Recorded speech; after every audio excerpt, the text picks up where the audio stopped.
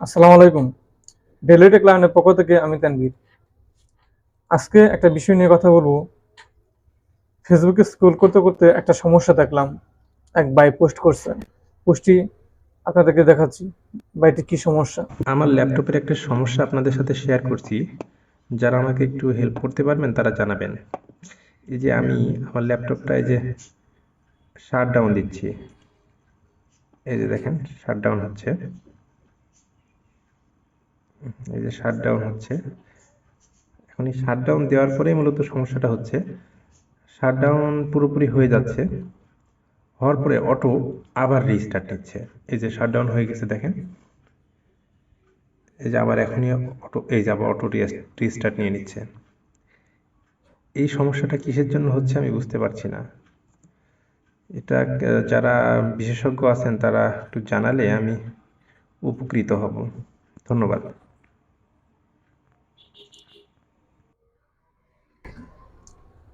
তো ভিউয়ার্স, এই সমস্যাটি যাদের হচ্ছে উইন্ডোজ দেওয়ার পরে আমি দেখাবো কিভাবে এটি সমাধান করবেন।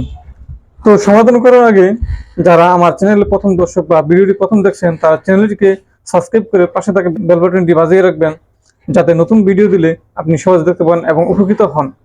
তো চলুন দেখি এটি কিভাবে সমাধান করবেন। সমাধান করার জন্য প্রথমে আপনাকে চলে যেতে হবে সেটিংয়ে। সেটিংয়ে যাওয়ার জন্য এই যে উইন্ডোজ কি, উইন্ডোজ লোগো, এখানে মাউসের রাইট বাটন ক্লিক করবেন। ক্লিক করার পর সেটিং ক্লিক করবেন। সেটিং ক্লিক করার পর আপনি এই যে ফাইনের সেটিং একটা সার্চ বক্স আছে, এখানে সার্চ দিবেন পাওয়ার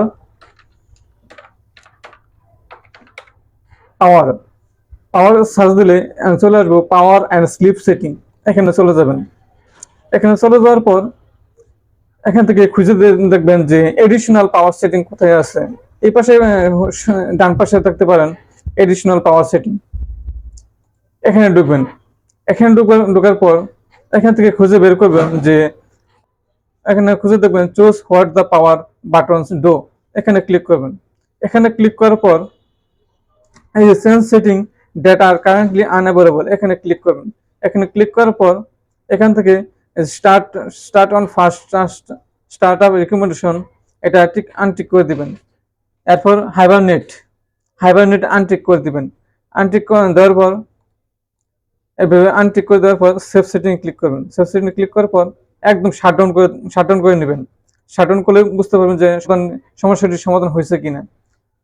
তো এভাবে আপনার সমস্যাটি সমাধান করতে পারবেন। ভিডিওটি সম্পূর্ণ দেখার জন্য আপনাকে ধন্যবাদ। এরকম নতুন ভিডিও পেতে, তথ্যবহুল ভিডিও পেতে চ্যানেলটি অবশ্যই সাবস্ক্রাইব করে রাখবেন এবং নোটিফিকেশন বেল বাটনটি বাজিয়ে রাখবেন। ধন্যবাদ।